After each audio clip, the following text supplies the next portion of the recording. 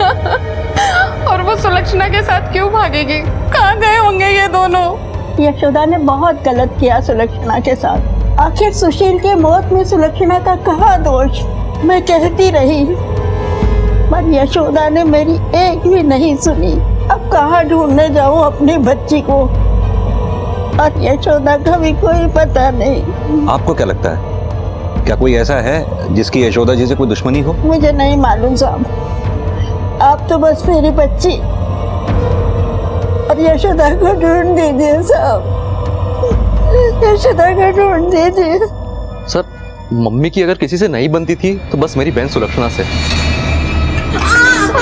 क्या हुआ मम्मी? लगी ना। कोई भी काम को इतना भारी क्यों बना देती है? कोई भी काम ढंग से नहीं कर सकती तू? हर चीज में इतनी पनौती लगाने की क्या जरूरत है? कोई भी काम को अगर तू नहीं करना चाहती है तो जाके चुपचाप से कमरे में बैठ जा। कम से कम तेरी मनुष्य शक्ल तो देखनी नहीं पड़ेगी। क्या हो गया, क्यों इतना गुस्सा कर रही हैं आप? अच्छा, बड़ी तरफदारी कर रहा है तू इसकी, और वैसा तो तेरी इससे बिल्कुल नहीं बनती है, और आज तेरे को बड़ा भाईचारा सूझ रहा है। अरे तुम दोनों तो मुझे पागल करके छोड़ोगे। मम्मी और दीदी दोनों एक दूसरे को फूटी आंख नहीं सोते थे, पर सब कुछ इतना जल्दी बदलेगा मैंने सोचा भी नहीं था। सुलक्षणा भाग गई या उसका जो कुछ भी है मुझे नहीं मतलब उससे।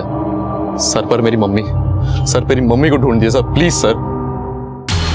अभिमन्यु, इस वरुण के बारे में अच्छे से जानना होगा हमें, तभी इसकी बात पर भरोसा किया जा सकता है। सर, वरुण के बारे में सबसे अच्छे से उसका दोस्त यही बता सकता है सर। तो उठा ना उसको थाने, देखने क्या है उसके पास बताने के लिए।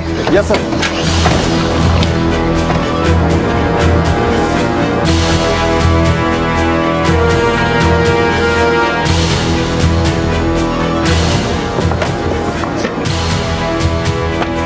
जी, और उसके दोस्तों को दिखाया?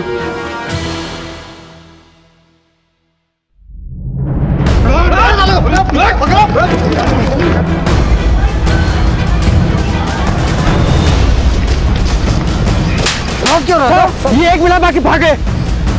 क्यों गए? क्यों रहा था? अबे भाग क्यों रहा था साहब को देख के? हमने तो तुझे पूछताछ के लिए बुलाया। वो साहब जुआ खेल रहा था ना, तो लगा साहब उसके लिए पकड़ने आए। अच्छा, एक बात बता, हमने सुना है वरुण बहुत खुश हुआ करता था अपनी बहन के रिश्ते टूटने पर। और क्या पियोगे? अरे बोलो यार, दिल खोल के बोलो, आज तो सारे ब्रांड है अपने पास। क्या बात है वरुण, आज कोई लॉटरी लगी है क्या? डॉक्टर याद है क्या, जो दीदी को देखने आने वाला था? यूएस वाला? हाँ भाई। क्या हुआ उसको? अरे हमने सोचा था यार, इस बार इतना अच्छा रिश्ता आया है, इस बार तो मैडम हाँ बोल ही देगी। वहाँ नहीं बोला क्या? ऐसी बात नहीं है, इस बार उसने नहीं, सामने वाली पार्टी ने मना कर दिया डॉक्टर साहब ने। अब जाकर कोई मिला जो उसको होश में लेके आएगा। चल इसी बात पे चेयर्स मारते हैं। चेयर्स! वरुण बहुत नफरत करता है सर अपनी बहन से। तो तुझे क्या लगता है, वरुण ने ही अपनी बहन को गायब किया होगा ना? मुझे नहीं लगता साहब कि वो अपनी बहन के साथ ऐसा करेगा। आखिर कुछ भी हो, वो उसकी बहन है। क्या सत्या, सुना है तो वरुण का बहुत खास दोस्त है, उसके खास कामों में भी मदद करता है क्या? देख सत्या, सच सच बता दे जो भी जानता है, वरना बाद में कुछ भी बताने में बहुत तकलीफ होगी तुझे।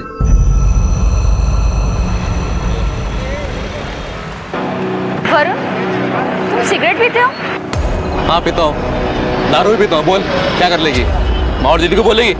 जा बोल दे, चुगलखोर नहीं की।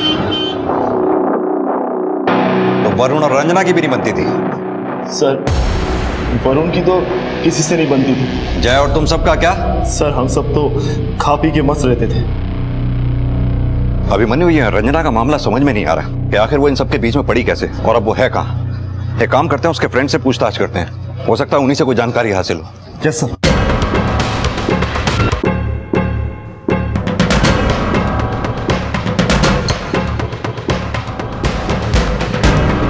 उमा जी? उमा, हमें पता चला है कि तुम सुलक्षणा और रंजना के साथ पढ़ा करती थी। इनफैक्ट उस ग्रुप में भी थी जिस ग्रुप में वो दोनों थी। सर, रंजना तो मुंह खोलने से पहले कुछ सोचती ही नहीं थी। हाय रंजना। हाय। मैंने सुना है तुम सुलक्षणा की सबसे अच्छी दोस्त हो। यस। क्या तुम मुझे उससे इंट्रोड्यूस कराओगे प्लीज? लेकिन बेचारी का भी रिसेंटली ब्रेकअप हुआ है उसके बॉयफ्रेंड से, तो काफी उदास है वो। पर यार, इतनी अच्छी लड़की को कोई क्यों छोड़ेगा बोला? वो एक्चुअली ना उसे मिर्गी के दौरे पड़ते हैं। पता है, कल वो अपने बॉयफ्रेंड पे गिर पड़ी, बेचारी मरते मरते बची है। क्या? हाँ, ये तो एक बीमारी है, मुझे पता है तुम उसे अच्छे से संभाल लोगे। तुमको तो मैं उससे अजीब आदमी। No no no no no no Ranjana, thanks. Okay bye. अरे यार क्यों डरा दिया उस बेचारे को? तुझे क्या पड़ी है, तू जूस पीना। और वो मिर्गे वाली बात अगर उसने कॉलेज में फैला दी तो बेकार में सुलक्षणा का नाम खराब हो जाएगा। सुलक्षणा का नाम खराब होगा, तुझे क्या पड़ी है, तू जूस पी। सर रंजना तो मुंह खोलने से पहले कुछ सोचती ही नहीं थी। उसे तो कोई फर्क ही नहीं पड़ता था कि उसके ऐसा करने से क्या होता है। सर ऐसे लोग दोस्त तो नहीं हो सकते। रंजना सर वो तो इधर उधर की ही बातें करती थी। सर ये बात तो सुलक्षणा को भी पता थी कि रंजना उससे जलती है। मैं क्या करूं यार, लोगों से बेहतर हूँ तभी तो मुझसे जलते हैं, और जलते हैं तो जलने दो, वो कभी मेरे लेवल तक पहुंच ही नहीं सकते। पर सर सुलक्षणा को सब कुछ पता होने के बावजूद वो रंजना से कुछ नहीं कहती थी। सर एक बार तो उसके लिए बहुत अच्छा रिश्ता आया था, किसी डॉक्टर का था, यूएस में सेटल था। पर सर रंजना ने हम लोगों से शर्त लगाई कि वो उस लड़के के लिए भी मना कर देगी। देखा, मैंने कहा था ना सुलक्षणा इस रिश्ते को भी मना कर देगी। चल अब निकाल मेरे शर्ट के 500 रुपए, जल्दी जल्दी। ये ले तेरे 500 रुपए। अब आप ही बताइए सर, इतने अच्छे रिश्ते को कौन मना कर सकता है?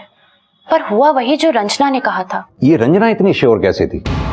आखिर क्या वजह थी जो सुलक्षणा ने इतने अच्छे लड़के को मना कर दिया? सर मुझे तो लगता है कि रंजना ने उसके कान भरे होंगे, या फिर वरुण। वो तो उसका अच्छा कभी सोच ही नहीं सकता।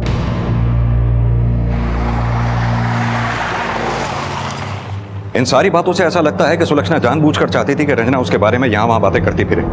यहाँ एक तरफ रंजना लोगों से ये कहती थी कि सुलक्षणा ने अभी तक आए सारे रिश्तों को ठुकरा दिया, वहीं वरुण के दोस्तों का कहना है कि उनमें से एक लड़का ऐसा भी था जिसने सुलक्षणा को ठुकरा दिया था। अब ये बात अगर वरुण के दोस्तों को मालूम है तो जाहिर सी बात है रंजना को भी मालूम होनी चाहिए। तो फिर रंजना ने लोगों से झूठ क्यों बोला? और इन सब के बाद सुशील और सुलक्षणा की शादी कैसे हुई? सुशील से शादी करने के पीछे सुलक्षणा का क्या मोटिव होगा? एक काम करते हैं, पता करते हैं सुलक्षणा के लिए रिश्ते कहाँ से आए थे। उन लड़कों से, उनके घर वालों से बातचीत करते हैं, पता तो करें कि मामला था क्या। अरे अपने आप को समझती क्या है वो सुलक्षणा? मेरे बेटे के रिश्ते के लिए ना कर दिया।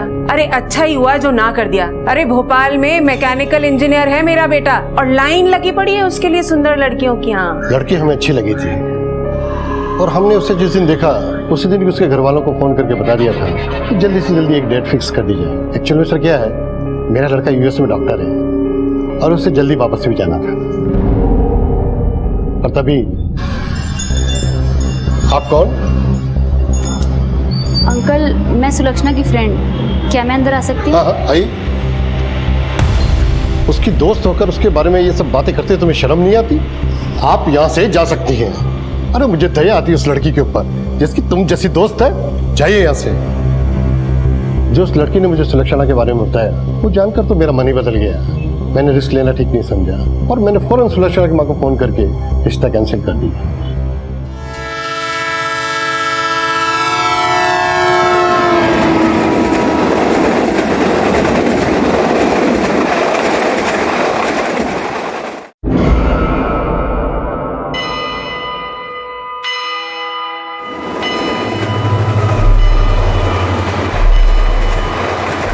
हेलो सर, तो यहाँ रेलवे ट्रैक के पास यशोदा की लाश बरामद हुई है, जिसकी मिसिंग रिपोर्ट अपने थाने में दर्ज है। क्या?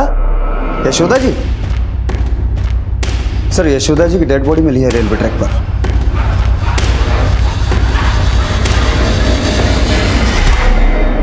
पुलिस इस पूरे मामले को समझने और उसकी जड़ तक पहुंचने में जुटी थी कि अचानक मिली यशोदा की लाश ने सबको चौंका कर रख दिया। और साथ ही पुलिस को शक था कि सुलक्षणा और रंजना दोनों ने ही मिलकर सुलक्षणा के रिश्ते तोड़वाने की साजिश की थी। तो क्या सुशील की आत्महत्या और यशोदा की हत्या के पीछे भी इन दोनों का ही हाथ था, या फिर इस सब के पीछे कोई और ही बेहद शातिर अपराधी था और सुलक्षणा और रंजना भी उसी की साजिश का शिकार हुई थी? पर आखिर सुलक्षणा और रंजना थी कहां? सर यशोदा जी की पोस्टमार्टम रिपोर्ट आ गई है सर। एक बड़ी अजीब बात है, यशोदा जी की बॉडी रेलवे ट्रैक पर कटी मिली सर, लेकिन इस रिपोर्ट के मुताबिक उनकी मौत किडनैपिंग वाले दिन सिर पे चोट लगने की वजह से हो गई। इसका मतलब कातिल ने हमें गुमराह करने के लिए कत्ल करने के बाद बॉडी को रेलवे ट्रैक्स पर डाल दिया ताकि ये केस एक्सीडेंट का या फिर सुसाइड का लगे। अभिमन्यु, ये केस तो दिन ब दिन सॉल्व होने की बजाय उलझता चला जा रहा है। आखिर कौन कर रहा है ये सब? किसने उन फोन कॉल्स के जरिए यशोदा जी को अपने घर से इतनी दूर पीसीओ बूथ तक बुलाया होगा? क्या वरुण ने किया होगा ये सब? हो सकता है वरुण का रंजना के साथ कोई चक्कर हो और इन सब में वो दोनों साथ हैं, या फिर रंजना और सुलक्षणा की कोई प्लानिंग हो। और अब जानबूझकर वो दोनों गायब हैं। एक काम करो, इन सब के कॉल रिकॉर्ड्स लेकर आओ।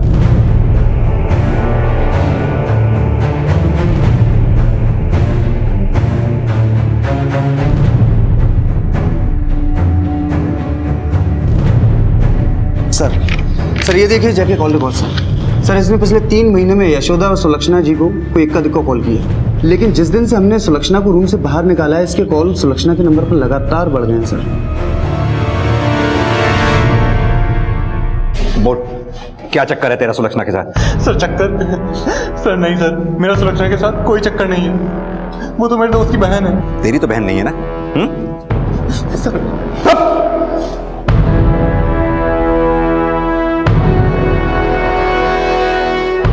फोटोग्राफी का शौक है? तभी इतनी फोटोग्राफ्स हैं सुलक्षणा की तेरे मोबाइल में।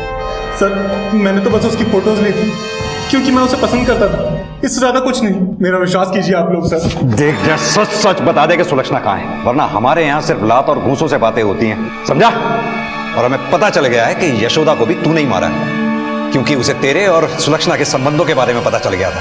रास्ते का कांटा जो बन रही थी वो तेरे।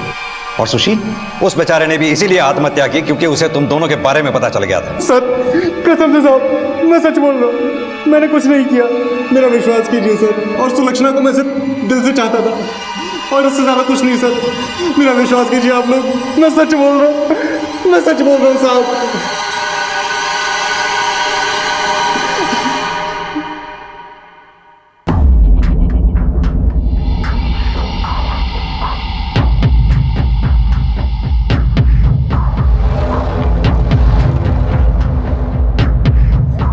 चाय देना है।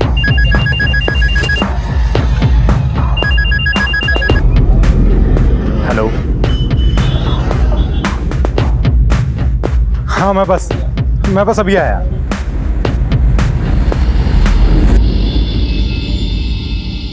सर हमारा दोस्त जय नहीं मिल रहा। जय नहीं मिल रहा मतलब? कल वो पुलिस स्टेशन आया था पूछताछ के लिए सर, उसके बाद से उसका कोई अता पता नहीं है सर। उसके घर में ताला लगा हुआ है सर। हमने उसका फोन भी ट्राई किया पर फोन भी स्विच ऑफ आ रहा है। उसके माँ बाप गांव में रहते हैं, वो मुझे 3 बार कॉल कर चुके हैं। मैं उनको क्या जवाब दूं? सर प्लीज सर, हमारे दोस्त को ढूंढ दीजिए सर। सर प्लीज सर, हमने भी बहुत कोशिश की है सर उसको ढूंढने की, पर कहीं भी नहीं मिला वो। प्लीज सर, जल्द से जल्द उसको ढूंढ लीजिए सर। इस केस में अब तक हुई सभी घटनाओं को प्लान करने वाला मास्टरमाइंड कहीं और ही बैठा था। एक ऐसा मास्टरमाइंड जिसको पकड़ने की हर कोशिश नाकामयाब साबित हुई थी। सुशील की आत्महत्या से लेकर जय के गायब होने तक का पूरा खेल बड़ी होशियारी से रचा गया था। इन सब के पीछे जो भी था वो 2 कदम आगे की चाल चल रहा था। आखिर ये सब कौन कर रहा था?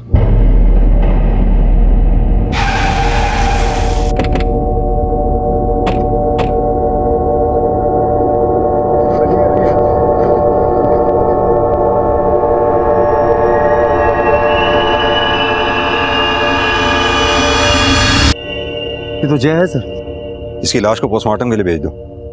सर उधर भी।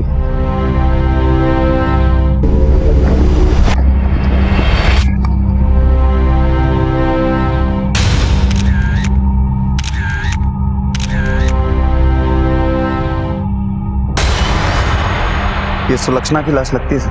हाँ अभिमन्यु, एक काम करो, लाश को पोस्टमार्टम के लिए भेज दो। जी सर। सुलक्षणा की लाश की हालत काफी खराब हो चुकी है, लगता है इसकी मौत काफी पहले हो चुकी है। सर अब रंजना बाकी है, अगर उसे कुछ नहीं हुआ हो, लेकिन उसका भी कुछ पता नहीं। हो सकता है अभिमन्यु की रंजना ही इस सब के पीछे हो, उसी ने इन सबको मारा हो, तभी वो हमें मिल भी नहीं रही है। वैसे एक शख्स है जिसका इस केस से लेना देना था। बोल, क्यों मारा जाए और सुलक्षणा को? सर मैंने किसी को नहीं मारा सर। तुझे ये बात खटक रही थी ना कि उन दोनों के बीच में कुछ है? सर आप क्या बोल रहे हैं, मुझे कुछ नहीं समझ में आ रहा। देख वरुण, अब इस ड्रामे की कोई जरूरत नहीं है। जय तेरा दोस्त था ना, करीबी दोस्त, तूने उसके फोन में अपने बहन की फोटोग्राफ्स देखी, तुझसे बर्दाश्त नहीं हुआ और तुझे गुस्सा आया और दोनों को मार डाला। नहीं सर, ये सच नहीं है। सच क्या है? रंजना, इन सब के बीच में तेरा उससे क्या लेना देना था? उसे भी मार डाला या फिर वो इस सब में तेरे साथ मिली हुई है, कहीं छुपी हुई है? नहीं सर, ऐसा कुछ भी नहीं है सर। और अपनी माँ को मारने का क्या कारण था तेरा? यही ना, क्योंकि वो तुझे सुलक्षणा से कमला एक समझती थी, या फिर वक्त के साथ उसने उन दोनों के रिश्ते को हरी झंडी दिखा दी थी? तू बिल्कुल ये नहीं चाहता था कि ऐसा हो। नहीं सर, ये बिल्कुल झूठ है सर। सर मैंने अपनी माँ और बहन को नहीं मारा सर। तो सर रही बात रंजना की, तो सर मेरा उससे कोई लेना देना नहीं सर। सर मुझे कुछ नहीं पता सर उसके बारे में। सर प्लीज मुझे छोड़ दीजिए सर। सर प्लीज सर, मैंने कुछ भी नहीं किया सर। साहब मारा वरुण के छोड़ दो साहब, मने विश्वास है कि उन्हें काहे भी को नहीं करे होएगो। वो निर्दोष है साहब, उन्हें छोड़ दो। मैं जानू वो जो काम नहीं कर सके, उन्हें छोड़ दो साहब, उन्हें छोड़ दो। एक काम करो, अभी तो इस वरुण को जाने दो। अपना एक कांस्टेबल इसके पीछे लगाओ जो इसके बारे में पल पल की जानकारी हमें दे। इसके फोन कॉल टेप करो। रंजना इससे मिलने की जरूर कोशिश करेगी या फिर ये उसे कांटेक्ट करने की कोशिश जरूर करेगा, और तभी हम इसे रंगे हाथ पकड़ सकते हैं, क्योंकि शक के बिना पर हम इसे ज्यादा देर अंदर नहीं रख सकते। Yes sir. और अगर इस केस में रंजना का जरा सा भी हाथ है तो उसका मोटिव क्या होगा? क्या सुलक्षणा के खिलाफ उसकी नफरत ने उसे ऐसा करने पर मजबूर कर दिया होगा? नहीं, ये एक अकेली लड़की का काम हो ही नहीं सकता। इस खेल में जरूर उसके साथ और भी खिलाड़ी हैं जिन्होंने अपने पत्ते अभी तक संभाल के रखे हुए हैं। रंजना से जुड़े हर शख्स की बैकग्राउंड को खोद निकालो, कुछ ना कुछ हाथ जरूर लगेगा। Yes sir.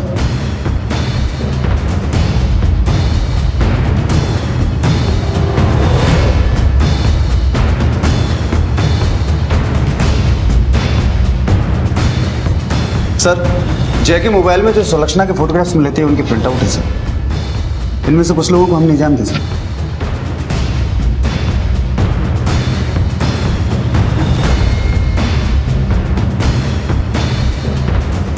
अभिमन्यु लगता है ये फोटोग्राफ्स मार्केट एरिया के हैं। ऐसा लगता है लोग पीछे घूम रहे होंगे जो फोटोग्राफ्स में आ गए। और वरुण के पीछे जो कांस्टेबल भेजा था उसने कोई जानकारी दी? नहीं सर, कुछ खास नहीं। और रंजना के बारे में कोई टिप मिली? नहीं सर, उसका भी अब तक कुछ पता नहीं चला।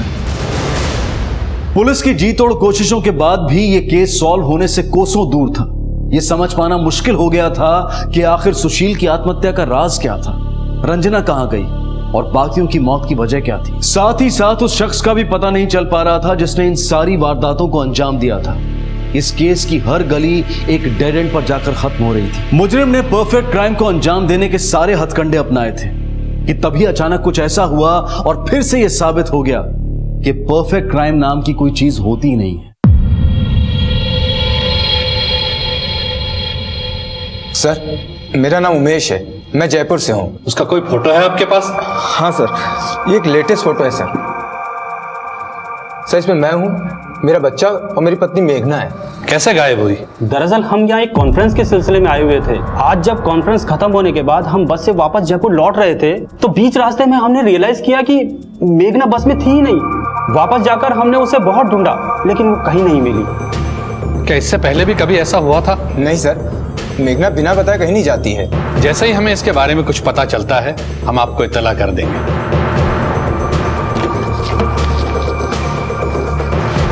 सर आसपास के हर एरिया में पता करा लेकिन कोई पता नहीं चला। ऐसा करते हैं वहां के लोकल पुलिस के साथ कोऑर्डिनेट करते हैं। सर अरे ये आदमी तो बहुत फेमस है हमारे इलाके में अपनी करतूतों की वजह से। मुझे मत मारो, ये गलती नहीं करूंगी। तेरा मुंह काला करके पूरे शहर में घुमाऊंगी। एक मिनट, क्या हुआ? सर ये लड़कियों को बस में छेड़ता है, इधर उधर टच करता है। क्यों बे? क्या कर रहा था तू? बोल क्या कर रहा था? हम FIR दर्ज करने ही वाले थे, इसकी बीवी यहाँ पर आ गई, ये औरत। क्या हुआ? क्या हुआ? मेघना, देखो इन लोगों को क्या गलतफहमी हो रही है। समझाओ इनको, मैंने कुछ नहीं किया। ये तुम्हारा पति है? जी हाँ, ये मेरे पति हैं। लेकिन हुआ क्या? ये बस में मुझे छेड़ रहा था। देखिए, इनकी तरफ से मैं आपसे माफी मांगती हूँ। कोई माफी वाफी नहीं। सर आप शिकायत दर्ज कीजिए और FIR लिखिए। नहीं बहन, कोई FIR दर्ज मत कराइए। मेरा एक छोटा बच्चा है, उस पर इन सब बातों का बहुत गलत असर पड़ेगा। FIR दर्ज होगी तो इनकी नौकरी चली जाएगी, हमारा पूरा परिवार बिखर जाएगा। मैं आपसे वादा करती हूँ आगे से ऐसा कभी नहीं होगा। प्लीज FIR दर्ज मत कराइए। ठीक है ठीक है। ऐसा भी तो हो सकता है कि अपने पति की इन्हीं हरकतों के कारण मेघना भाग गई हो या फिर उसने सुसाइड कर लिया हो। उसके साथ की एक औरत ने उसे उस दिन रोते हुए भी देखा था। आप बेफिक्र रहिए, हम इसे ढूंढने की पूरी कोशिश करेंगे। एक काम करो, इन फोटोग्राफ्स को शहर में और आसपास के इलाकों में सर्कुलेट करो। Yes sir. नहीं, ये सब झूठ है। मेरा बेटा बहुत अच्छा है, वो ऐसे गलत काम कर ही नहीं सकता। वो बहुत भोला है सब। साहब एक नंबर का छिछोरा इंसान है। जब से हमारे घर के सामने रहने आए ना, तब से मैंने तो अपने घर के खिड़की दरवाजे खुला रखना ही बंद कर दिया है। मेरी बहू ने तो नाक में दम कर रखा था मेरे बेटे के। आए दिन झगड़ा करती थी, उसकी जिंदगी नर्क बना के रख दी सर। अब देखिए ना, जानबूझकर गायब हो गई ताकि सारा इल्जाम मेरे बेटे पे आ जाए। पता नहीं बेचारी कैसे इतने सालों से उसके साथ रह रही थी। मैं तो 2 मिनट भी नहीं रह सकती ऐसे आदमी के साथ। सॉरी। अब मेरा बेटा क्या कर सकता है साहब? पति पत्नी के बीच की बात बताऊं सर, वो अपने पति को हाथ तक नहीं लगाने देती। हटो तुम, छुआ मत करो मुझे। मैं नहीं छू? अरे मैं नहीं छूंगा तो फिर कौन छुएगा? अरे आज तो मेरा प्रमोशन हुआ है। अरे आज तो पार्टी बनती है। तुम्हारी ये भूख कभी खत्म नहीं होगी। कितनी बार बोला है मुझे मत छुआ करो।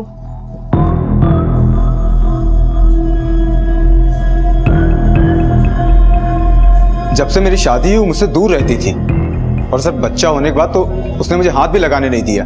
FIR वाले किस्से के बाद में तुम दोनों के बीच में कभी कुछ झगड़ा हुआ था? नहीं सर, ऐसा तो कभी नहीं लगा। उमेश, ये तुम्हारे जॉइंट अकाउंट की बैंक डिटेल्स। इसके हिसाब से बीवी के गायब होने के ठीक 1 दिन पहले तुमने बैंक से हैवी कैश विड्रॉ किया था। पैसा सेल्फ चेक से निकाला गया था जिस पर तुम्हारी सिग्नेचर थी। बीवी के गायब होने से पहले इतना पैसा निकलवाने की कोई खास वजह? सर आप किस चेक की बात कर रहे हैं? मैं तो पिछले हफ्ते से बैंक ही नहीं गया। सेल्फ चेक तो किसी को भी भेजकर कैश करवाया जा सकता है। सच सच बताओ, मामला क्या है? दरअसल मेरी और मेघना की कुछ ज्वाइंट पॉलिसीज हैं, और कई बार मैं बिना पढ़े लिखे ही चेक पे साइन कर देता हूँ। हो सकता है सर ये चेक उन्हीं में से एक हो। मेघना अपनी शादी से खुश नहीं थी सर। उमेश एक अच्छा लड़का नहीं था, मुझे मेघना ने सब बताया था। मैं क्या बताऊँ माँ, उमेश से शादी करके मैंने सबसे बड़ी गलती करी। उसके दिमाग में सिर्फ एक ही चीज सूझती है, उसे तो बस वही करना है माँ। उसके दिमाग के इलाज की जरूरत है उसको। मेघना, ए मेघना, क्या हो गया? ज्यादा तकलीफ हो रही है क्या?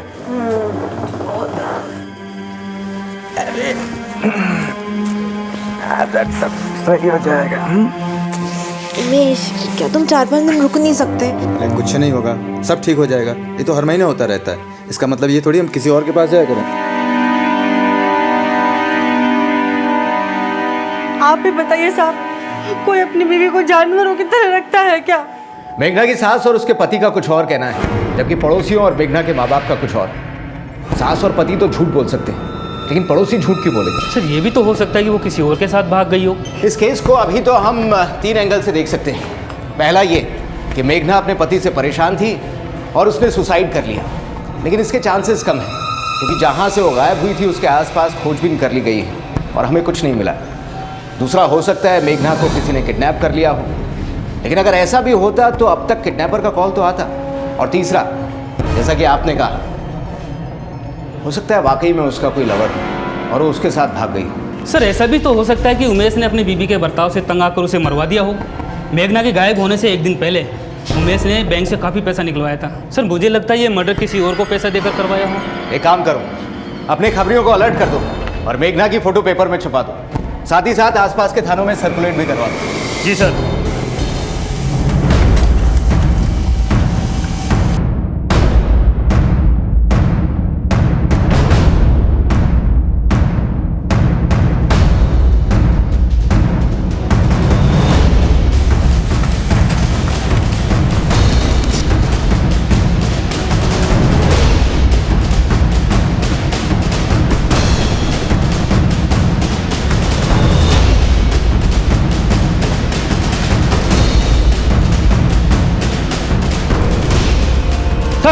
अभी भी एक औरत का फोन आया है। उसने मेघना की फोटो अखबार में देखी। उसका कहना है कि उसने मेघना को अपने इलाके में देखा है। मेघना को देखा है? जी सर। चलो गाड़ी निकालो।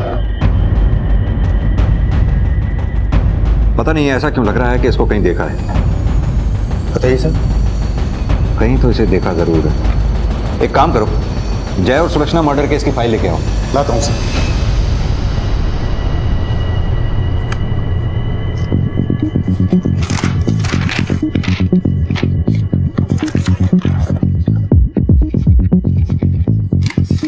ये देखो, मैं कह रहा था ना, ये साथ में जो सुलक्षणा के खड़ी है ये वही है। सेम। एक काम करो, इस केस के थाना इंचार्ज से बात करो। एक मिनट सर। फौरन। जय हिंद सर, थाना सदर से सब इंस्पेक्टर अभिमन्यु सिंह।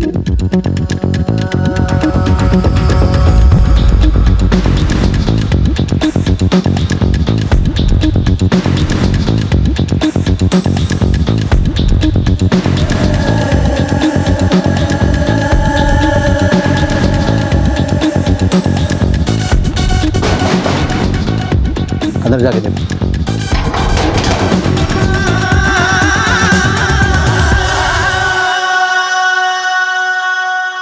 क्या आपने इनको कहीं देखा है?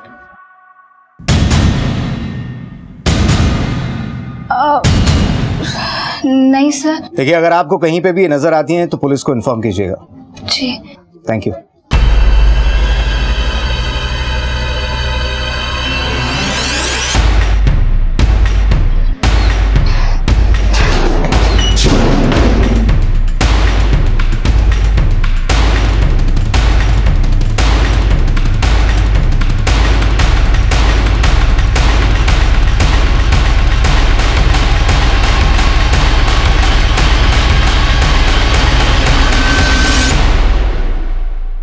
अभिमन्यु, जिस सुलक्षणा नाम की लड़की का फोटोग्राफ तुमने मुझे भेजा है, मैंने उसे अभी अभी दबिश के दौरान देखा है। क्या?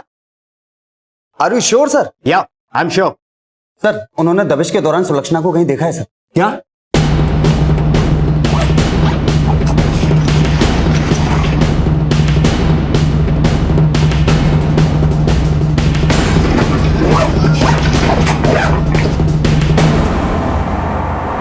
कुछ पैसे रखे? हाँ है, चलो जल्दी चलो।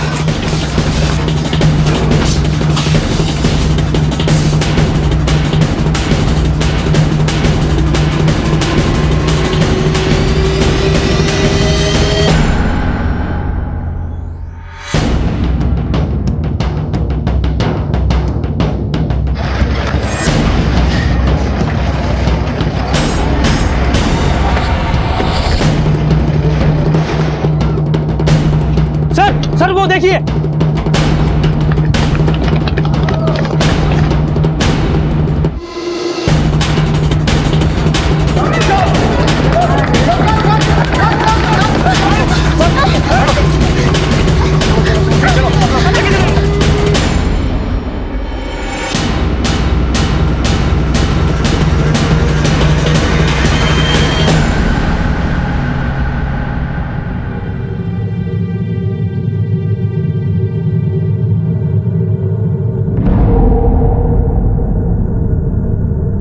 तुम जिंदा हो तो फिर वो कौन थी जिसकी लाश हमें बरामद हुई थी?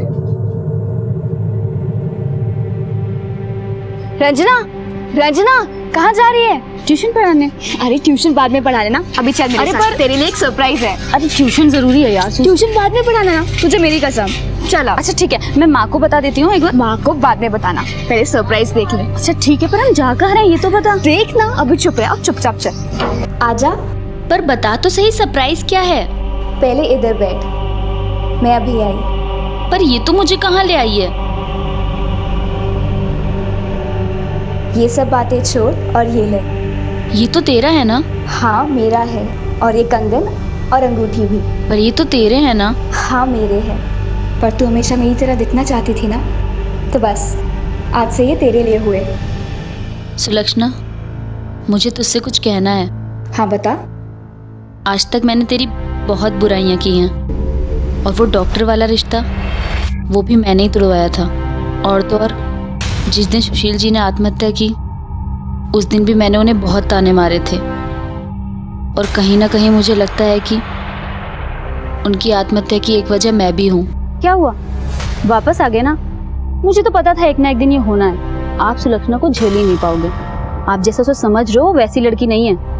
पता है, फुद्दू समझती है वो आपको, फुद्दू। हंसती है वो आप पे, जोकर समझती है आपको। पता नहीं आपने क्या देख के उससे शादी कर ली। आपकी जिंदगी तो नर्क हो गई।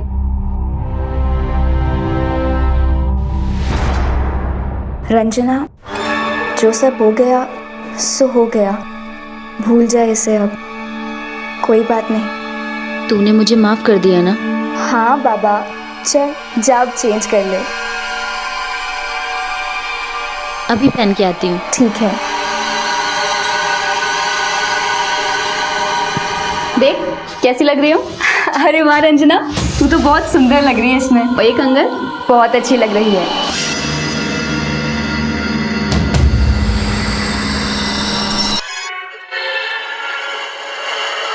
पर अपनी माँ को क्यों मारा?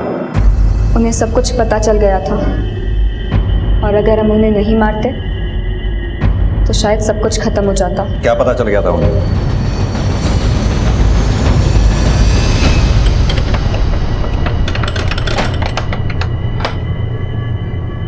ले खा ले। मम्मी मम्मी मम्मी सुनो तो सही मम्मी, आप मेरे साथ ऐसा क्यों कर रही हो? क्यों बंद करके रखा है मुझे यहाँ? मम्मी प्लीज मुझे बाहर जाने दो। जाने दो तुझे बाहर? किस लिए? तू बाहर जाकर जो करती है ना वो मुझे सब कुछ पता है। क्या मतलब? तू क्या समझती है मुझे कुछ नहीं पता? तेरे बारे में सुशील ने मुझे सब कुछ बता दिया था। सुशील तुम तो 8-10 दिन के बाद में आने वाले थे, क्या हुआ इतनी जल्दी कैसे आ गए? फुद्दू दिखता हूँ मैं? शक्ल से पागल हूँ? अरे क्या नहीं किया मैंने आप लोगों के लिए, सब कुछ तो बर्बाद कर दिया। और आप लोगों ने क्या किया?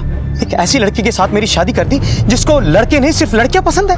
सुशील ये क्या बोल रहे हो? ठीक कह रहा हूँ, मैंने खुद अपनी आंखों से सुलक्षणा को उस लड़की के साथ होटल के कमरे में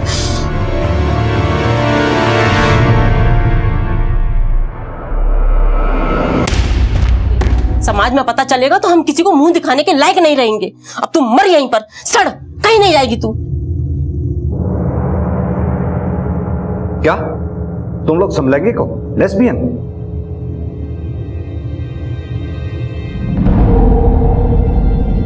अच्छा, तो यही वजह थी जो सुशील ने आत्महत्या की।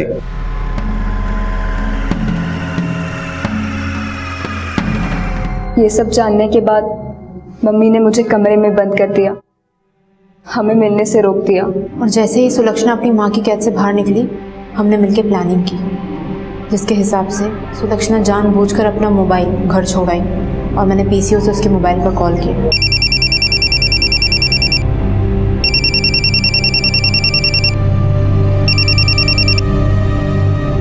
हाँ सुलक्षणा, कहाँ हो तुम? कितना दिन हुआ मिले हुए? प्लीज देखो, हमने जो डिसाइड किया था ना, मैं वही तुम्हारा इंतजार कर रही हूँ। तुम लोग जो कर रहे हो वो गलत है। सुलक्षणा को फोन मत किया करो। हाँ, आंटी नहीं आंटी, ऐसा कुछ भी नहीं है जैसा आप समझ रहे हैं। आंटी समझने की कोशिश करिए प्लीज। आप मिलिए मुझसे एक बार, मैं आपको सब समझा दूंगी। आप चाहें तो सब ठीक हो सकता है। आंटी मैं गोविंद स्टेशनर्स के बाहर आपका इंतजार कर रही हूँ। प्लीज आंटी आप मुझसे मिलने आ जाइए। ठीक है, मैं आती हूँ।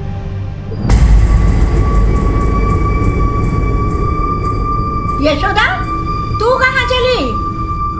अरे सुन तो यशोदा।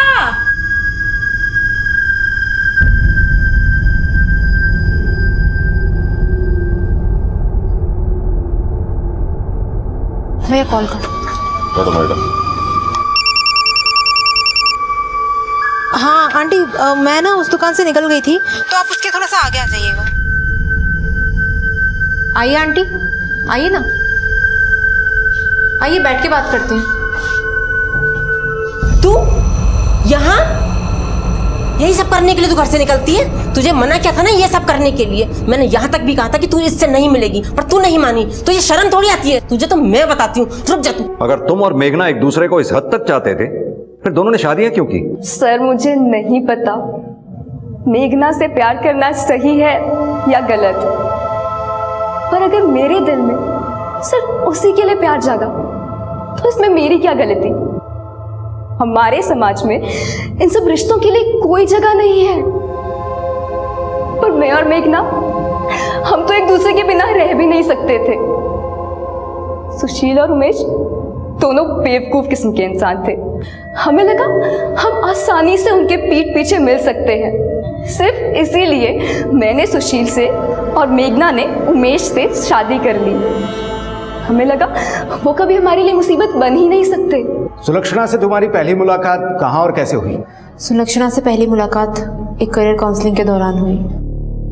वहीं से हमारी दोस्ती शुरू हुई और हमें प्यार हो गया। जय, उसे मारने के पीछे तुम्हारा क्या मोटिव था? वो इन सब के बीच में कैसे आया? आप लोगों ने जब मुझे कमरे से निकाला तो मैं वापस मेघना से मिलने लगी, और इसी दौरान जय ने हम दोनों को देख लिया। वो इस बात का गलत फायदा उठाना चाहता था। देख लो, लोगों को पता चला ना तो कहीं मुंह दिखाने लायक नहीं रहोगी दोनों। वैसे मेरी डिमांड इतनी बड़ी भी नहीं है, सिर्फ तुम दोनों और मैं, सबके मजे। क्या क्या बोलती हो? जय ने खुद अपनी मौत को दावत दी, वो हमारे लिए खतरे की घंटी बन गया था, इसलिए उसे छोड़ना हमारे लिए बेवकूफ़ी होती।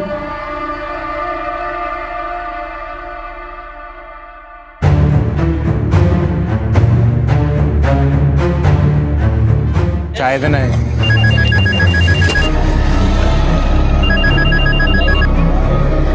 हेलो, हम दोनों तुम्हारा इंतजार कर रहे हैं, जल्दी आओ। हाँ मैं बस अभी आया। मैं और सुलक्षणा, हम दोनों ने तय किया था कि अब हम दोनों साथ ही रहेंगे। अब हमारे बीच आने वाला कोई नहीं बचा था, सब कुछ प्लान के हिसाब से चल रहा था।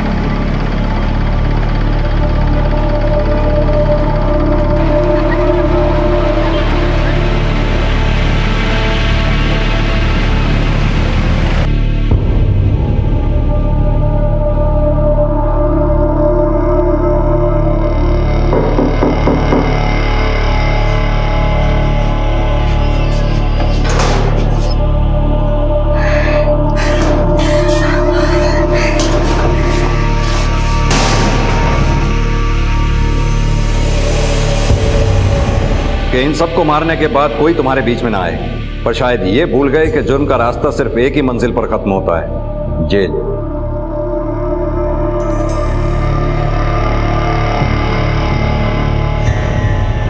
काम, क्रोध, लोभ, मोह और अहंकार, ये हम सबके स्वभाव में पाए जाते हैं, लेकिन जब ये हम पर हावी होने लगते हैं तो नतीजा विध्वंसकारी होता है। सुलक्षणा ने मेघना के साथ रहने के लिए सारी हदों को पार कर लिया।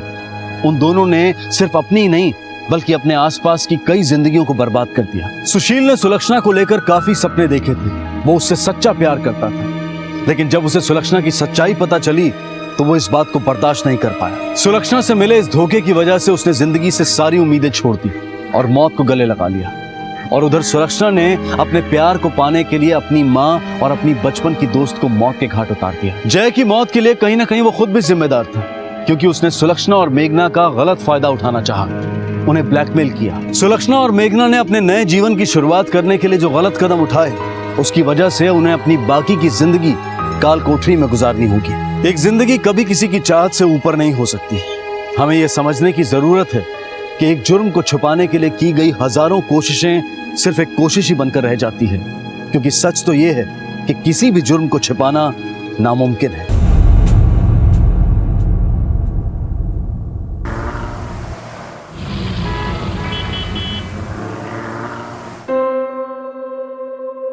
ये लो मैडम।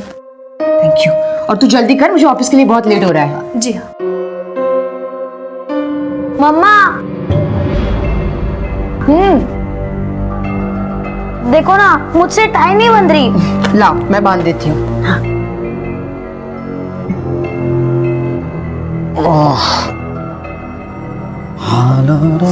विक्रम, तेरे ये गंदे सॉक्स की स्मेल यहाँ तक आ रही है। और तुझे कितनी बार बोला है कि गीला टॉवल बेड पे मत रखा कर, पूरे घर को सड़ा के रखा है। दीदी बार बार सुनाया मत करो, ये घर संभालना ना औरतों का काम है, मेरा नहीं। और वैसे भी तुम ऑफिस में आराम से बैठी रहती हो, मुझे घूमना पड़ता है, सेल्स का जॉब है मेरा। वो तो अच्छा है कि ऑफिस के काम से तुम 15 दिन घर से बाहर रहते हो, फिर भी घर की ये हालत है। अगर पूरा टाइम घर पे रहोगे ना तो पड़ोसी भी बोलते हैं कि घर में कितनी बदबू है। माँ, कल मामा ना किचन में जूते पहन के आए थे। नहीं ऐसा नहीं, मैं काम कर रहा था। बैठ ना, तू चुप बैठ। मैं देखती हूँ।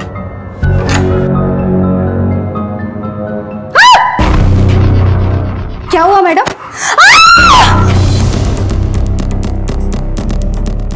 क्या हुआ? वेजिटेरियन लोगों की सोसाइटी है, यहाँ पे कोई चिकन नहीं लाता। किसने किया होगा? कौन है? हाँ, कौन है वहां पे? वॉचमैन ऊपर आओ।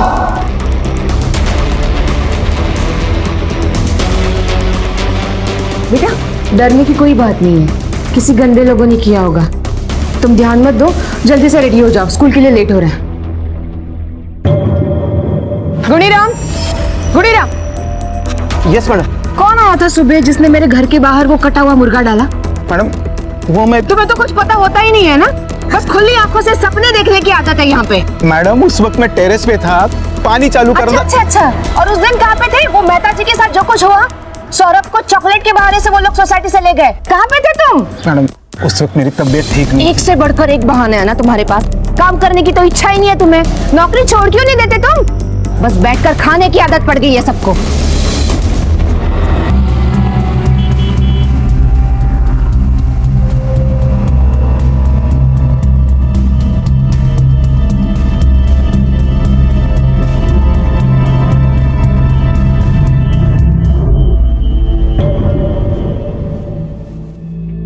Good morning. Good morning.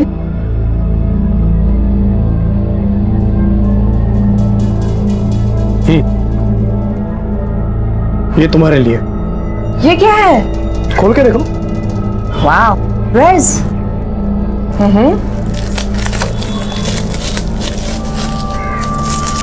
Wow, photo frame. पर ये किस खुशी में? ये तुम्हें खुश देखने की खुशी में। एक बार शादी हो जाने दो, फिर देख बहुत सरप्राइज मिलेंगे। शादी हुई नहीं है अब तक, पहले हो जाने दो। और वैसे भी ये ऑफिस है, यहाँ पर इतना रोमांटिक होने का कोई फायदा नहीं है। अच्छा एक मिनट। हेलो, कौन हो ये जानकर क्या करोगी मैडम? आपके लिए खबर यह है कि आपका बेटा जो फ्यूचर सक्सेस क्लास में पढ़ता है, अभी 10 मिनट बाद उसका क्लास छूटेगा। उसके बाद वो सीधा हमारे कब्जे में होगा। बचा सकती हो तो बचा लो अपने बेटे को। कौन बात कर रहा है? हेलो हेलो हेलो, कौन बात कर रहा है? राजेश मुझे अभी जाना पड़ेगा। क्या हुआ? किसका फोन था? मैं तुमसे बाद में बात करती हूँ। लेकिन फोन किसका था?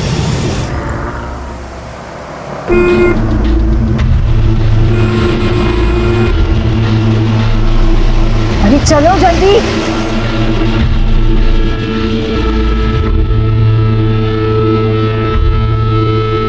भैया ट्यूशन छूट गई? हाँ मैडम, बस अभी छूटता ही है।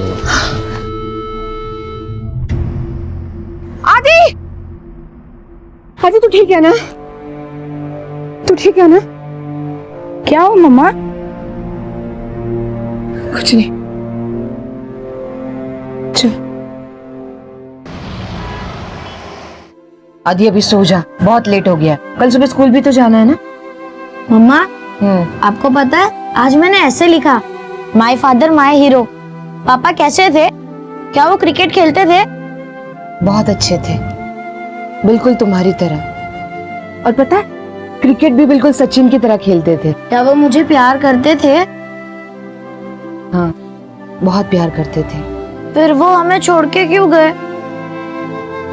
क्योंकि भगवान जी को उनकी जरूरत हमसे ज्यादा थी।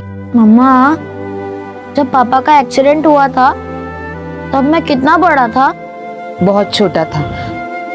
आदि अब और सवाल नहीं है, सो जा। नूर नजर लख्ते जिगर, बंदा आपकी खिदमत में हाजिर है, रहती दुनिया के ताक के लिए। क्या बोला आपने? मुझे तो कुछ समझ में नहीं आया। मुझे भी कहाँ समझ आया, बस रट लिया तुम्हें खुश करने के लिए। अच्छा सुनो ना माधुरी, हम कहीं दूर चलते हैं। अच्छा कहाँ ले जाओगे मुझे? किसी वादियों में चलेंगे। अच्छा लेकिन पहले संभल के गाड़ी तो चला लेना। अच्छा वो क्या हुआ?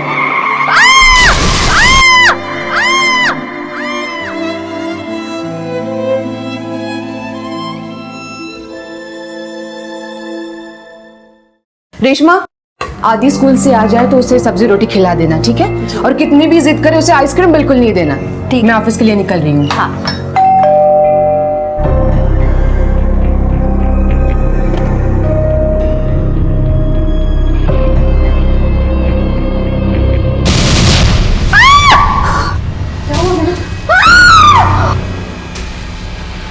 मिसेस देसाई, आप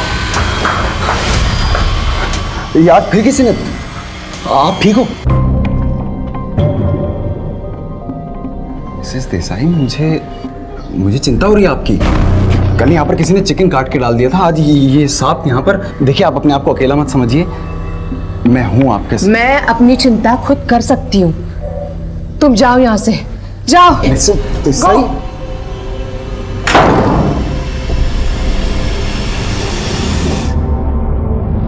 हेलो, माधुरी देसाई, इनकम टैक्स ऑफिसर, जिसके पति को गुजरे जमाना हो गया था और वो सारी जिम्मेदारियां अकेले उठा रही थी। नौकरी, घर, बच्चा सब अकेले कर रही थी। उसके अकेलेपन का फायदा उठाने के अलावा कोई था जो उसे डराने की कोशिश भी कर रहा था। कौन था ये और ऐसा क्यों कर रहा था? माधुरी एक मजबूत इरादों वाली पढ़ी लिखी औरत थी। क्यों वो अपने साथ हो रही इन घटनाओं की पुलिस कंप्लेंट नहीं कर रही थी? क्यों वो सब कुछ चुपचाप सहन कर रही थी? क्या ये उसकी कोई मजबूरी थी या फिर वो भी एक आम इंसान की तरह पुलिस के पास जाने से कतरा रही थी? वजह जो भी हो, वो एक अन्याय को, एक अपराध को शय दे रही थी। अपराध करने वाला जितना बड़ा अपराधी होता है, उसे सहन करने वाला भी उतना ही बड़ा दोषी होता है, क्योंकि वो अपराध को बर्दाश्त करके उसे बढ़ावा दे रहा होता है, जो आज नहीं तो कल एक भयंकर परिणाम के साथ आपके सामने आता है। और यही गलती माधुरी ने भी की थी, जिसका खामियाजा उसे भुगतना पड़ा। आदित्य बाबा, तुम रो मत, चुप हो जाओ, आ जाएगी मम्मी। कहाँ है मम्मी? अभी तक क्यों नहीं आई? हो सकता है ऑफिस के काम की वजह से लेट हो गई हो। हाँ, तुम रो मत, चुप हो जाओ, शायद रास्ते में ही हो मम्मी।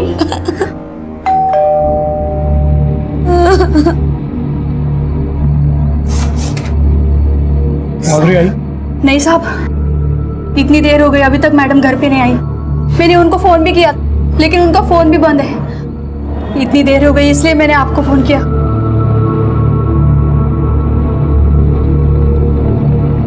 आपके द्वारा डायल किया गया नंबर या अभी स्विच ऑफ है। माधुरी का फोन स्विच ऑफ है। विक्रम कहाँ है? वो तो दोपहर में ही अपने दोस्तों के साथ बाहर चले गए थे। मैंने उनको भी फोन किया था, लेकिन उनका भी फोन नहीं लगा।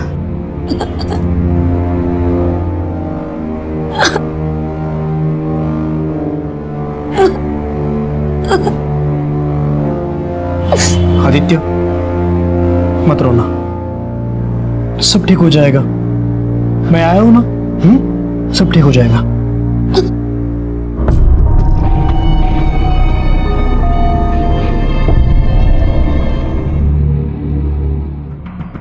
कब से फोन बंद है इनका? कल शाम से। और कल शाम को तुम्हारा भी फोन बंद था। वो मोबाइल की बैटरी लो थी, फिर बाद में स्विच ऑफ हो गया। तुम इनके सगे भाई हो? हाँ सर। क्या काम करते हो? कंपनी में सेल्स ऑफिसर हूँ। काम की वजह से शहर से बाहर रहता हूँ। आखिरी बार कब देखा था तुमने माधुरी को? कल सुबह ऑफिस जाते वक्त। अरे माधुरी का बेटा अब कहाँ है वो? घर पे आया के साथ। तुम्हारे घर में और कितने लोग हैं? हम 3 लोग हैं सर, और कोई नहीं। और तुम माधुरी के साथ ही काम करते हो ना? जी, मैं भी इनकम टैक्स ऑफिसर हूँ। हम दोनों सेम रैंक पे काम करते हैं। तुमने माधुरी को सबसे आखिरी बार कब देखा था? कल दोपहर में साथ में लंच करने के लिए गए थे। अच्छा ये देखो, नए शादी का इनविटेशन कार्ड का सैंपल, इसे छपने दे। अच्छा है, पर इसका कलर थोड़ा सा मतलब। एक्सक्यूज मी, मैं अभी आई।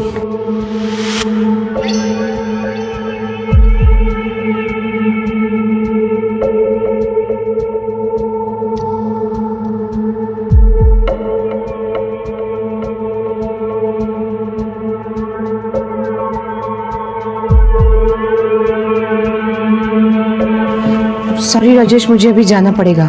वो रविकांत सर का फोन था, कुछ अर्जेंट काम है। मैं तुमसे कल मिलती हूँ। सॉरी।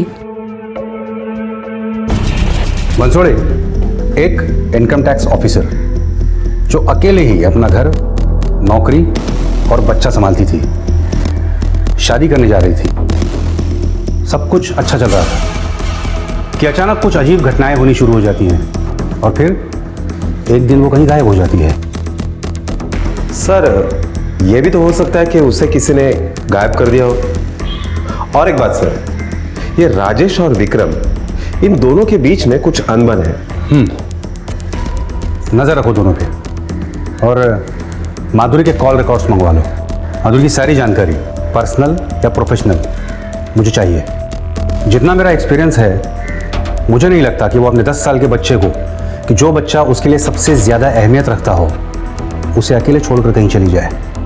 और बंसोड़े, ये रविकांत की भी खबर लेनी होगी। ये जानना बहुत जरूरी है कि ट्रांसफर के बाद भी ऐसा क्या अर्जेंट काम था कि उसने माधुरी को उसी वक्त बुलाया। हाँ, मैं ही रविकांत कुलकर्णी हूँ। कहिए। क्या आपने माधुरी को कल फोन किया था?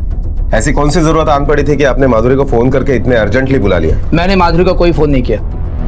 लेकिन आप माधुरी को फोन करते थे, और अब जबकि वो आपके टीम में है ही नहीं, तो आप उसे फोन क्यों करते थे? Inspector, I am a respected government officer. कोई राह चलता इंसान नहीं हूं मैं। क्या हम जिनके साथ काम करते हैं उनसे दोस्ती नहीं कर सकते? उनको फोन नहीं कर सकते? उनको फोन करने के लिए क्या आपसे एनओसी लेनी पड़ेगी मुझे? विक्रम बाबू, बाबा दूध भी नहीं पी रहा है।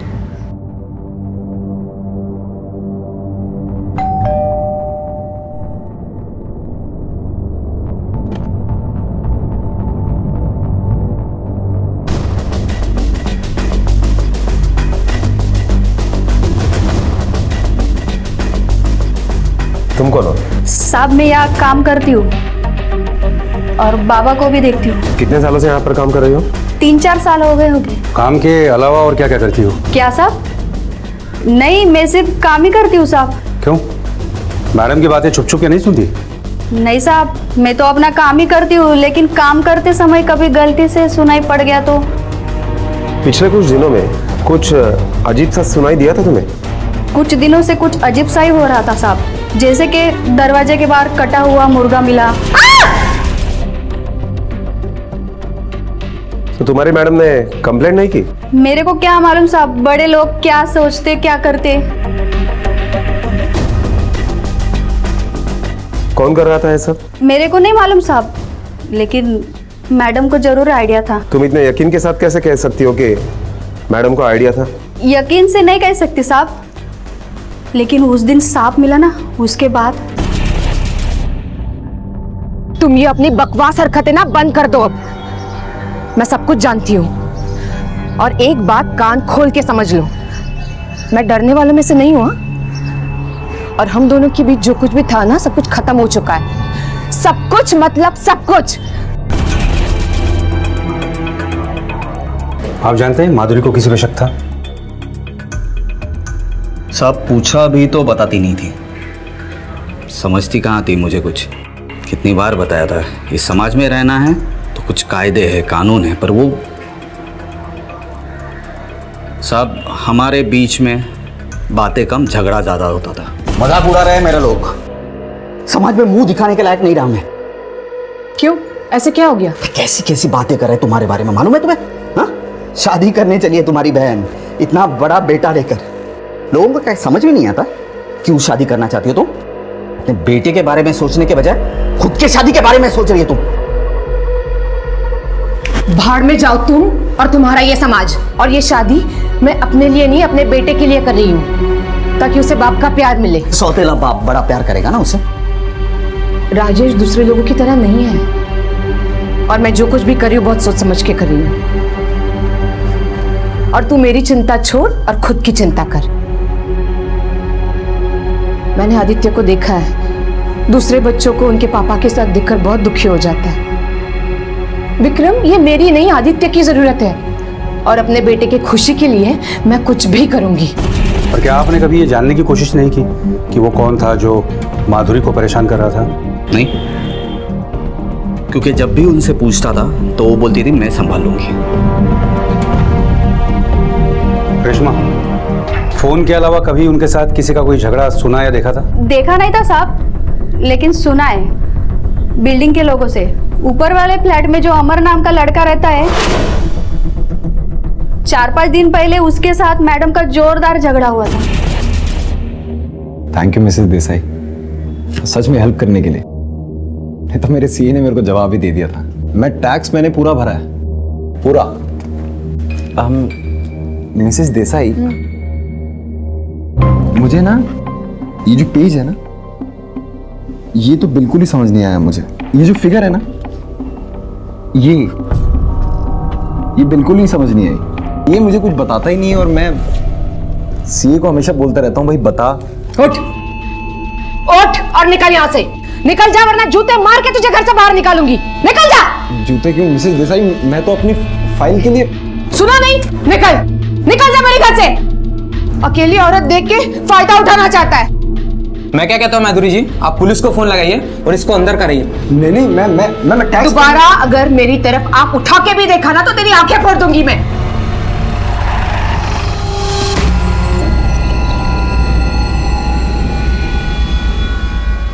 दोबारा नहीं पूछूंगा। जो भी है सच तेरे मुंह से एक बार उगाल दे, नहीं तो एक गर्मा गर्म चाय ना तेरे थोबड़े से मारूंगा। ये आंखें फूट जाएंगी, किसी को ताड़ने के काबिल नहीं रहेगा तू। साहब मैं प्यार करता था उससे, मतलब वो मुझसे उम्र में बड़ी थी। मेरे को इस बात से कोई एतराज नहीं था साहब। मुझे लगा वो भी अकेली है और मैं भी। तो तूने सोचा तेरे झांसे में आ जाएगी। कहाँ है फोन, कहाँ है तेरा? साहब मेरा फोन, मैं झूठ नहीं बोल रहा हूँ साहब, मेरा फोन पानी में गिर गया था साहब। जिस दिन माधुरी गायब हुई उसी दिन इसका फोन भी पानी में गिर गया। साहब मैं बिल्कुल सच बोल रहा हूँ, मेरा फोन रिपेयरिंग के लिए गया हुआ है साहब। बात छोड़े, पता करो। तो ये बता, जब उसने 4 लोगों के सामने तेरी इंसल्ट की, तुझे बुरा तो बहुत लगा होगा, बदला लेने का मन भी किया होगा। कैसे लिया तूने बदला? कहाँ रखा है उसे? मार दिया या जिंदा है? साहब आप गलत समझ रहे हैं, मैंने ऐसा कुछ भी नहीं किया है। गुस्सा आया था मुझे, पर। तावड़े सर, अच्छे से सेवा करो इसकी और उसके बाद खाना पीना बंद कर दो इसका।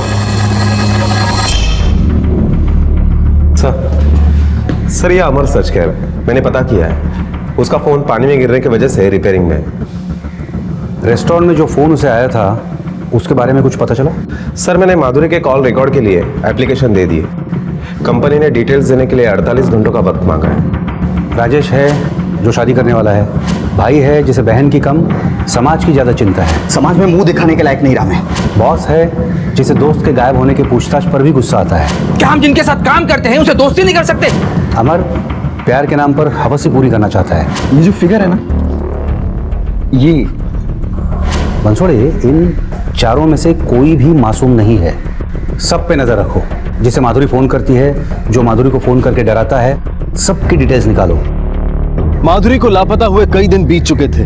पुलिस के लिए यह केस एक पहेली बनता जा रहा था। शायद कुछ और परतें थीं जिनका खुलना अभी बाकी था। पुलिस को कई लोगों पर शक था क्योंकि माधुरी के पर्सनल और प्रोफेशनल रिश्ते आपस में उलझे हुए थे। लेकिन पुलिस ने हार नहीं मानी। वो बेतहाशा उस सिरे की तलाश में थी जो इस कहानी को सीधा बयां कर सके। सर माधुरी की कॉल डिटेल्स आ गए। ये रविकांत, उसने भी उस दिन माधुरी को कोई कॉल नहीं किया।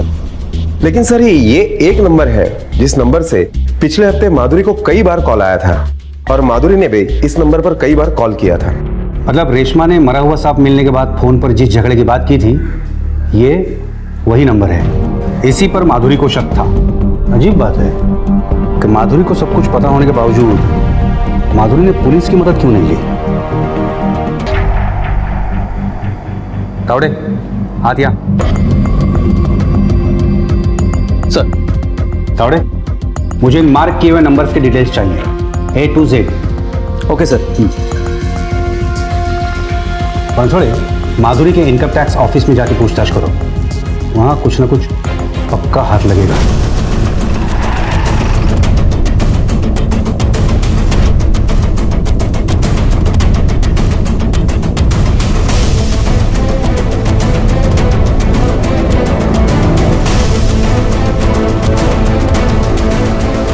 हम गरीब बड़े लोगों की बात क्या बताएंगे साहब, सब एक जैसे।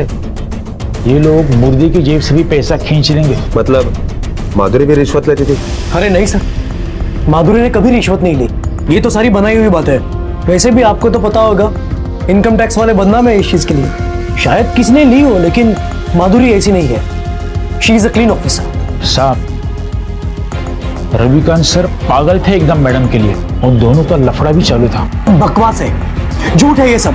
कोई अगर अपने कलीग के साथ कॉफी पी ले, खाना खा ले या हंसकर बात कर ले, तो ये लोग कहने लगते हैं इन दोनों का चक्कर चल रहा है, अफेयर है इन दोनों का। ऐसा कुछ भी नहीं। अगर उसका ऐसा रिकॉर्ड होता तो मैं क्यों उसके साथ शादी करता?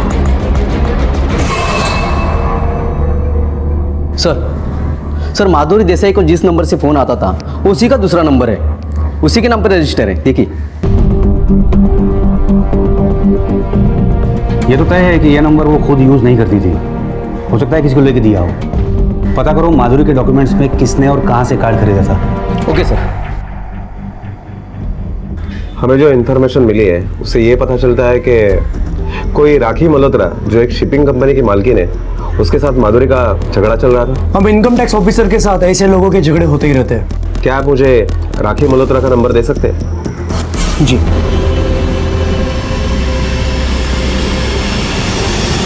एक जिम्मेदार इनकम टैक्स ऑफिसर लापता है और आपको उससे ज्यादा इस बात का अफसोस है कि आपको पुलिस स्टेशन में आना पड़ा। जिम्मेदार माय फुट। आपको जो पूछना है जल्दी पूछिए, मैं यहाँ ज्यादा देर रुक नहीं सकती। हम हमारा काम हमारे अपने तरीके से ही करेंगे। आप ये बताइए, माधुरी देसाई के साथ आपका झगड़ा क्यों हुआ था? किस वजह से आप दोनों में अनबन थी? She is a corrupt officer.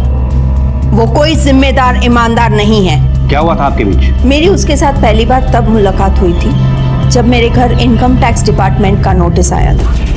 मेरे सारे ड्यूज क्लियर है, फिर मेरे समझ में नहीं आ रहा है कि मुझे ये नोटिस किस बात की आई है। रिलैक्स मिसेस मल्होत्रा, मैं एक बार चेक कर लेती हूँ आपकी फाइल।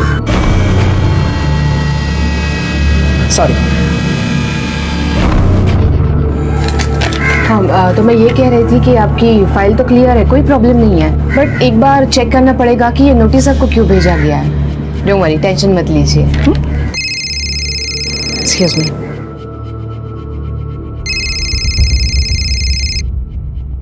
Yes sir. तुमने उसको ये क्यों कहा कि कॉम्प्लिकेशंस नहीं है? देखो, तुम्हारा ईमानदारी का भूत जल्द से जल्द उतार दो। वो यहाँ से पैसे दिए बगैर जाना ही नहीं चाहिए। Yes sir. क्या हुआ? मिसेस मल्होत्रा, आपके ऑफिस पे और घर पर रेड पड़ने की नोटिस आई है। क्या? लेकिन आप चाहे तो ये रेड आप रुकवा सकती है। अच्छा, और क्या कीमत लगेगी रेड रुकवाने की? बाहर एक नारायण टी स्टॉल है, आप जाकर कॉफी पीजिए, सब कुछ ठीक हो जाएगा। आइए मैडम, आपको माधुरी मैडम ने भेजा है ना? हाँ।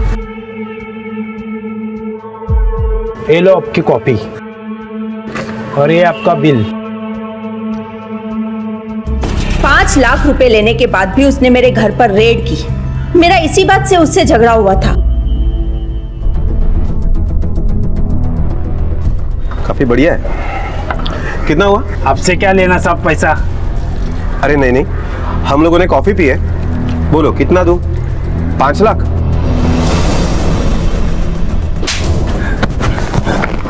बोल, माधुरी का पैसा तू किसके पास पहुंचाता था? वो पैसा मैं मैडम की बिल्डिंग के वॉचमैन गुनीराम को मिठाई के डब्बे में डालकर दे आता था। गुनीराम वो डब्बा मैडम को देता था। सब मैंने कुछ नहीं किया साहब। तू इतना डर क्यों रहा है? मैंने किया कुछ? मारा? नहीं ना? देख, तू सब कुछ सच सच बता दे। जो कुछ तुझे पता है उसे। मैडम के लिए डिब्बा आता था ना? हाँ साहब, मैडम के लिए रोज मिठाई का डब्बा आता था। एक दिन मैंने खोल के देखा तो मिठाई की जगह पैसे भरे हुए थे साहब। मैंने हिम्मत करके मैडम से बोला कि ये आपका मिठाई का डब्बा। मैडम, आपके पास रोज इतनी सारी मिठाई आती रहती है, अगर आप मेरे भी खर्चे पानी का कुछ देख ले तो। तूने डिब्बा खोल के देखा? इतनी हिम्मत कहां से आ गई तुझमें? अपना काम तो ठीक से होता नहीं है तुझसे, और इधर उधर नजरें मारता फिरता है। चल जा, काम कर अपना, और जितना बोला जाए ना उतना ही किया कर। वॉचमैन है ना तू? तब तो तूने देखा ही होगा कि मैडम के पास कौन कौन लोग आते थे। कोई बड़े साहब भी आते थे? हाँ साहब, राजेश साहब मैडम से मिलने रोज आते थे। अच्छा, राजेश साहब के अलावा क्या ये साहब भी वहां पर आते थे? हाँ साहब, कुछ दिन पहले ये साहब भी आए थे। उसके बाद राजेश साहब आ गए, और ये साहब की गाड़ी देखकर मैडम के ऊपर बहुत गुस्सा हो गए साहब। अरे उस रविकांत की गाड़ी तुम्हारे बिल्डिंग के नीचे क्या कर रही है? Shame on you। ये उम्मीद नहीं थी तुमसे। सर, मुझे ये पता था कि रविकांत माधुरी के पीछे है, लेकिन ये नहीं पता था कि उन दोनों में अभी तक कुछ चल रहा है। इस वजह से मेरा और माधुरी का झगड़ा भी हुआ। तुम क्या मुझे बेवकूफ समझती हो?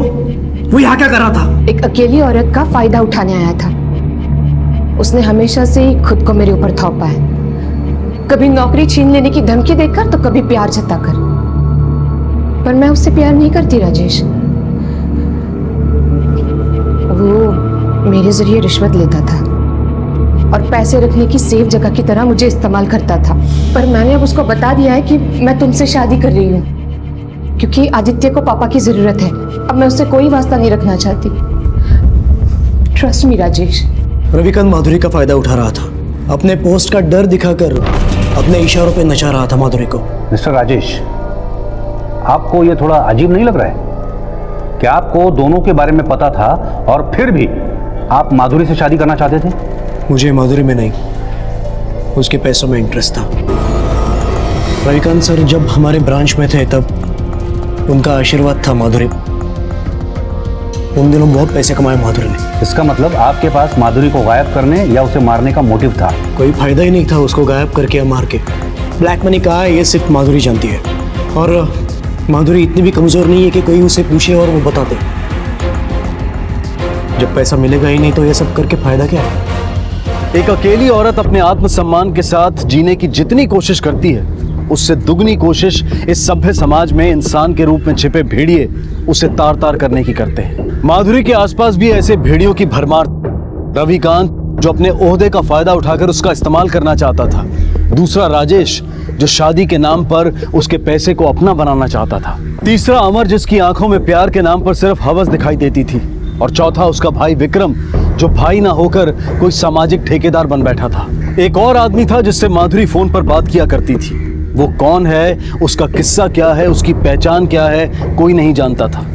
शायद पुलिस से कोई बात अछूती रह गई थी जिसका फायदा उस आदमी को मिल रहा था। माधुरी के लापता होने की गुत्थी सुलझ ही नहीं रही थी। पुलिस को राजेश पर शक था, लेकिन माधुरी के लापता होने के समय राजेश ऑफिस में ही था, और ये बात साबित कर रही थी ऑफिस की सीसीटीवी फुटेज। इस हताशा के दौर में पुलिस के हाथ एक उम्मीद लगी। मोबाइल कंपनी से माधुरी का अपडेटेड स्टेटमेंट आ गया था, जिसकी कहानी कुछ और ही थी। माधुरी 20 नवंबर को गायब हो गई थी, और उसके जिस फोन को हम 20 तारीख के बाद ऑफ मान रहे थे वो दरअसल 21 को ऑन हुआ था। अब क्योंकि माधुरी की बिलिंग साइकिल डेट 20 तारीख की है, इसलिए ये रिकॉर्ड हमें पहले नहीं मिल पाया। लेकिन इस नए स्टेटमेंट में ये साफ दिखाई दे रहा है कि माधुरी के मोबाइल से 21 तारीख को सुबह दुबई के लैंडलाइन पर कॉल किया गया था। उस वक्त माधुरी के फोन का लोकेशन माहिम था। और ये नंबर दुबई में किसी करीम काजी के नाम से रजिस्टर्ड है। वो दुबई में रहता है। अच्छी खबर यह है सर कि वो करीम काजी किसी काम की वजह से इंडिया आया है, और वो भी माहिम में ही रह रहा है। और दूसरी खबर यह है सर कि विक्रम के फोन रिकॉर्ड से यह पता चलता है कि माधुरी का फोन जब स्विच ऑफ हुआ था तो उसका भी मोबाइल लोकेशन वही था, माहिम।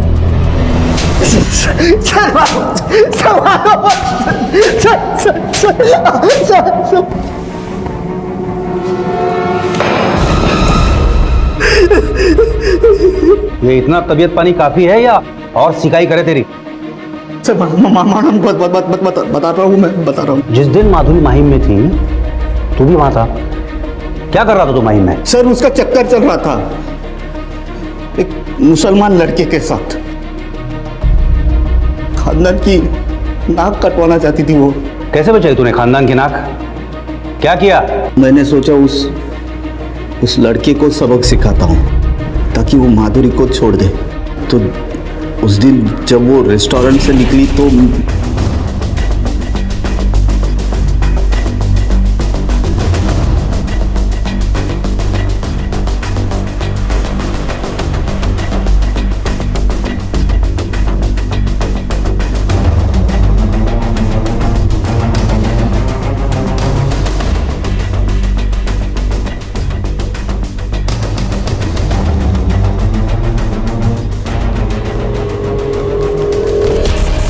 जब तूने कुछ किया ही नहीं तो तूने ये बात पुलिस से क्यों छुपाई? क्या ये तेरी कहानी तू हमें अभी अभी ताजा पका के सुना रहा है? नहीं सर, नहीं सर, मैं नहीं चाहता था कि मेरी बहन जो किसी मुसलमान के साथ अपना मुंह काला कर रही है किसी को पता चले। तारीख तो याद नहीं है सर, लेकिन पिछले हफ्ते उसका फोन आया था, बोल रहा था कुछ पैसे की ज़रूरत है। आप फैजल को कैसे जानते हैं? फैजल मेरे भाई का लड़का है, मेरा भतीजा। कहाँ रहता है? इसी घर में रहते हैं। आप कहाँ गए हैं? हाँ, अभी रत्नागिरी गया हुआ। रत्नागिरी? उसकी कोई फोटो है आपके पास? जी हाँ, फोटो है ना, देख लो। ये देखिए।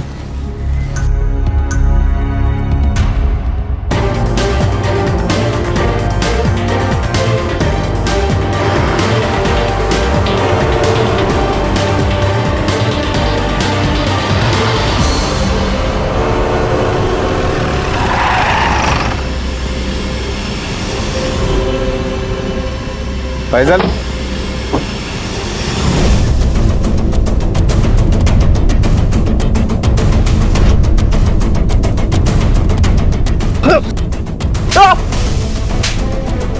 चल।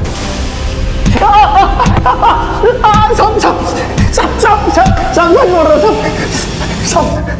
सब सच बोल रहा सब। मैंने कुछ नहीं किया साहब। चल चल, अब जल्दी जल्दी सारा सच उगल दे। साहब मैं सच बोल रहा हूँ साहब, मैं माधुरी को नहीं जानता साहब, मैंने कुछ नहीं किया साहब। तेरे फोन का सारा रिकॉर्ड है हमारे पास। आदित्य के किडनैपिंग की धमकी तूने ही दी थी ना? मैंने। आपके लिए खबर यह है कि आपका बेटा जो फ्यूचर सक्सेस क्लास में पढ़ता है, अभी 10 मिनट बाद उसका क्लास छूटेगा। उसके बाद वो सीधा हमारे कब्जे में होगा। किडनैपिंग? नहीं साहब, क्या बोल रहे हैं आप? 20 तारीख को माधुरी माही में थी, तू वहीं रहता है ना? हाँ साहब, लेकिन करीम काजी, जिसे तूने दुबई 21 को सुबह माधुरी के फोन से फोन किया था, क्या उसे भी नहीं जानता? बंसोड़े, इसकी इतनी धुलाई करो कि इसके शरीर में एक भी हड्डी साबुत न बचे। साहब मैं एक बिल्डर के लिए काम करता था, उसी के इनकम टैक्स सेटलमेंट के लिए मैं माधुरी से मिला था साहब।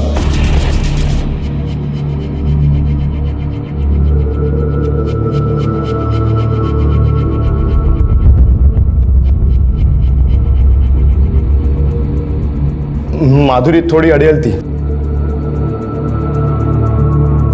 कुछ दिन मिलने जुलने के बाद हम दोस्त बन गए, फिर और नजदीकियां बढ़ी, और कुछ वक्त के बाद हम दोनों एक दूसरे के बहुत करीब आ गए।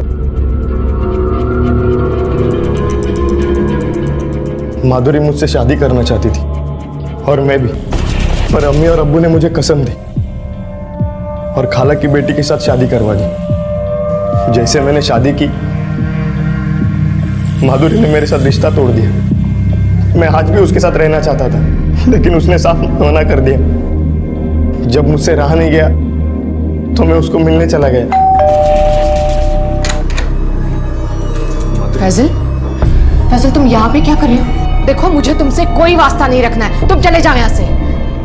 माधुरी मेरी बात तो सुन, मैं बहुत प्यार करता हूँ, तुझसे नहीं रह सकता तुम्हारी बिना। फैजल मुझे तुमसे कोई रिश्ता नहीं रखना है, तुम जाओ यहाँ से।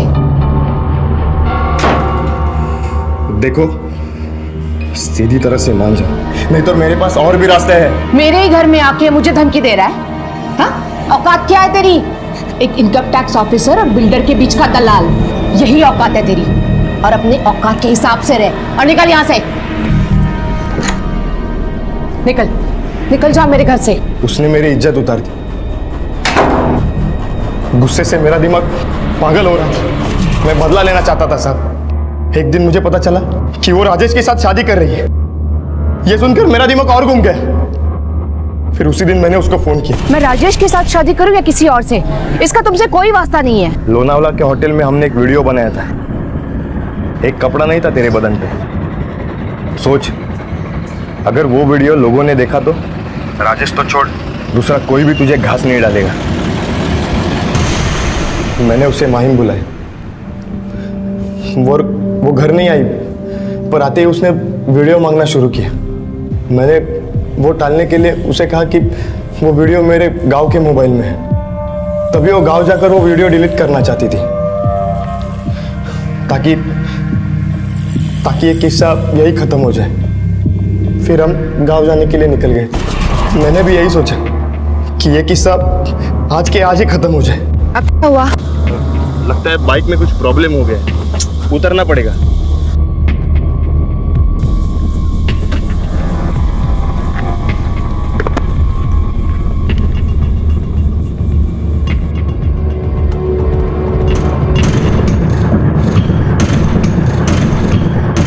जैसे ही उसका ध्यान मुझ पर से हटा, मैंने मौका देखकर वहीं से ही पत्थर उठाकर पीछे से उसके सर पे मार दिया। फिर उसके बाद मैंने उसको वही नीचे वाले जंगल में ले जाके दफना दिया। बता कहां दफनाया उसे?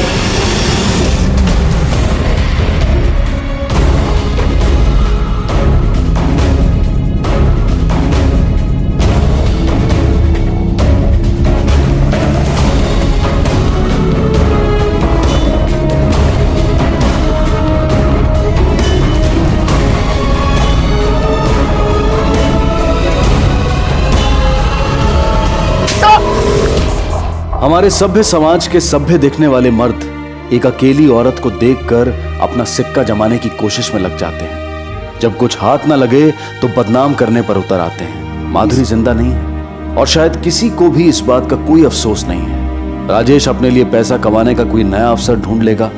रविकांत को भी कोई फर्क नहीं पड़ा क्योंकि राजेश की वजह से वो पहले ही उसके चंगुल से बाहर निकल चुकी थी। फैजल को अपने किए की सजा मिली।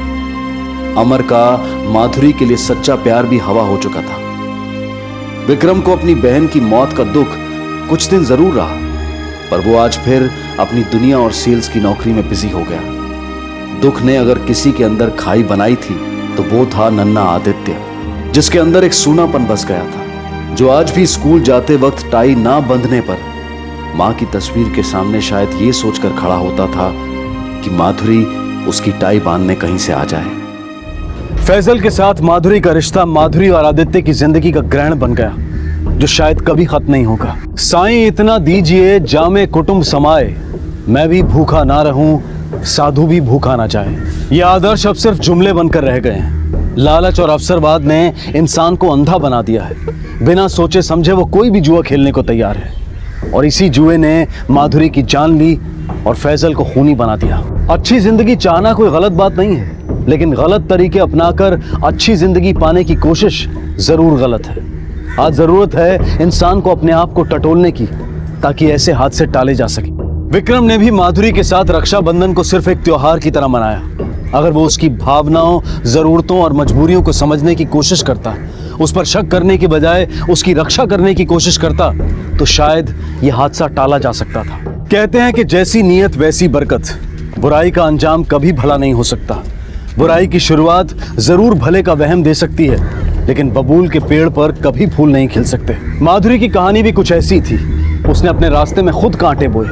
उसने अपनी नौकरी का फायदा उठाकर रिश्वत ली और उस काली कमाई से उस उज्जवल भविष्य के सपने देखने लगी जो मृग छाया के अलावा और कुछ नहीं निकला, जिसने उसके बेटे को भी अनाथ बना दिया। इसी विचार के साथ मैं अनूप सोनी आपसे विदा लेता हूँ। फिर मुलाकात होगी अगले एपिसोड में एक और चौंका देने वाले केस के साथ। तब तक अपना और अपने परिवार का ख्याल रखें और देखते रहें क्राइम पेट्रोल डायल 100। सबक एक को सीख हम सबको। जय हिंद। क्राइम पेट्रोल के और भी दिलचस्प कहानी देखने के लिए हमारे चैनल को सब्सक्राइब करें और बेल आइकॉन दबाना न भूलें।